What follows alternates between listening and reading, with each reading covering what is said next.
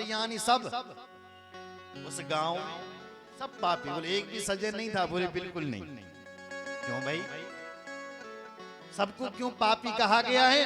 बोले इसलिए कहा गया है क्योंकि वो अपने धर्म को नहीं जानते, और जो अपने धर्म को नहीं जानता है वो तो पापी ही है। भगवान कहते हैं ना, अपने धर्म में निष्ठा रखना और अपने धर्म के लिए ही मर जाना भी, हे अर्जुन, ये भी श्रेष्ठ है रे। अपने धर्म के लिए मरना भी श्रेष्ठ है। और आज तो लोग अपना सनातन छोड़ करके न जाने कैसे कैसे पंथ में जा रहे हैं, कैसे कैसे धर्मों को अपना रहे हैं, जिनका कोई सनातन नहीं। कैसे कैसे भगवान इस कलिकाल में पैदा हो गए हैं। दो चमत्कार किए ने कि हम भगवान, तुम भगवान। अरे भगवान तो वो होता है जो विष का पान करता है। तुम विष पी करके दिखाओ तो तुम भगवान हो जाओगे। बोलो जय श्री राम। सब भगवान पैदा हुए। तो उस गांव में सब ऐसे हैं जो अपने धर्म को नहीं जानते हैं। हमारा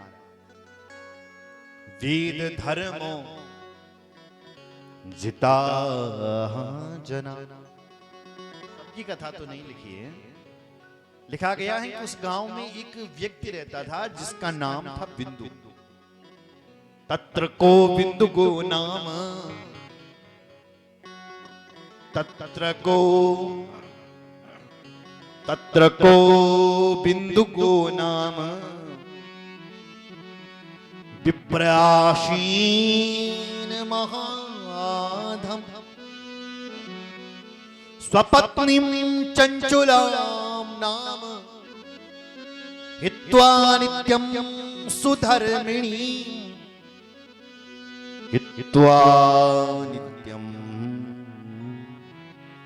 सुधर्मिणी। तत्र को बिंदु गो नाम, उस गांव में एक व्यक्ति है जिसका नाम है बिंदु, और उसकी पत्नी का नाम है चंचला। ये जो बिंदु है ये कुमार्ग पर चला गया। एक समय क्या हुआ कि बिंदु ने अपनी पत्नी को छोड़ करके वैश्याओं के साथ घूमने लगा। और जब इसकी पत्नी को पता चला भाई मेरा पति पराई स्त्रियों के साथ घूम रहा है, तो इसकी जो पत्नी थी ना, उसने भी अपना संबंध पर पुरुषों से जोड़ना शुरू कर दिया। लेकिन जब इस बिंदु को पता चला कि मेरी पत्नी जो है पर पुरुषों से संबंध जोड़ रही है, तो घर में आया और अपनी देवी अपनी पत्नी को मारने लगा।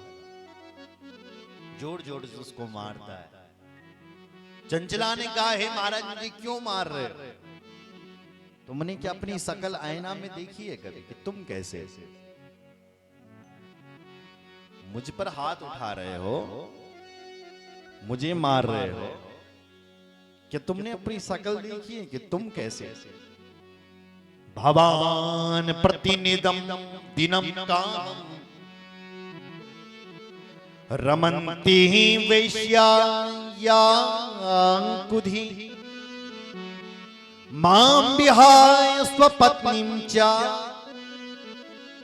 युवतीं पतिसेविनी युवती पतिसेविनी। देखो महाराज, भवान प्रतिदिनम कामम रमन्ते वैश्याया, तुम रोज वैश्याओं के साथ रमण करते हो, घूमते हो, और आज मैंने अपना संबंध जब पर पुरुषों से जोड़ा तो तुम्हें इतनी पीड़ा क्यों होने लगी? तुमने मुझे छोड़ रखा है। मुझे देखो, अहम महारूपवती नव यौवन विफला कथम सहिष्ये काम दुखम तब संगम विनर्तधि। अहम महारूपवती, मैं तुम्हारी जो पत्नी हूं ना, मैं बल इस क्षेत्र की सबसे बड़ी सुंदरी हूं, और सुंदरी के साथ साथ नव यौवन हूं, जवान नव यौवन विफला। इसलिए हे महाराज आप सुनिए, कथम सहिष्ये काम दुखम। मैं जवान भी हूं, सुंदर भी हूं।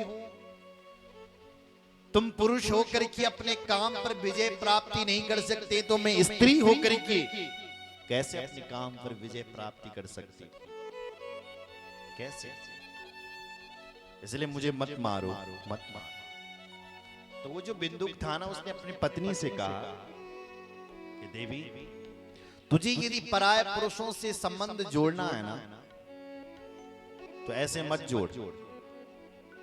उनसे कुछ धन कमा करके लिया, पैसा कमा करके लिया। तो इस बिंदुक ने अपनी पत्नी को धन कमाने के लिए लगा दिया महाराज। कृत्वेवं समयं तो वे दंपती दुष्ट मानसो कुकर्म निरतो जातो निर्भयेन कुचेतसा। निर्भयेन कुचेतसा।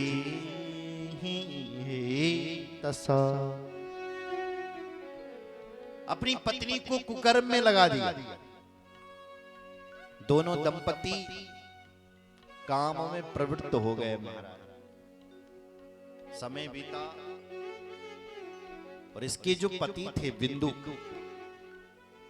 उनकी मौत हो गई। और जब मरा तो लिखा है कि नरक में गया। जीव यहां से जाता, हम भी जब मरेंगे ना, तो हमारे अच्छे कर्म होंगे तो स्वर्ग में जाएंगे, तो सीधे नरक में। तो ऐसी जब ये बिंदुक मरा, तो ये नरक में गया कि भुक्त्वा नरक दुखानी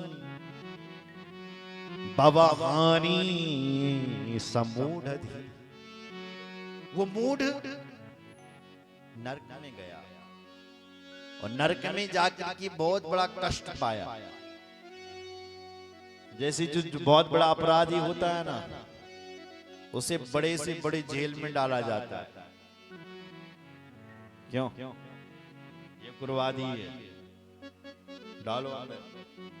ऐसे ये जीव भी जब पाप कर्म करता है, बड़े बड़े पापों को करता है, तो हमें भी उस जेल, नरक के जेल में डाला जाता है।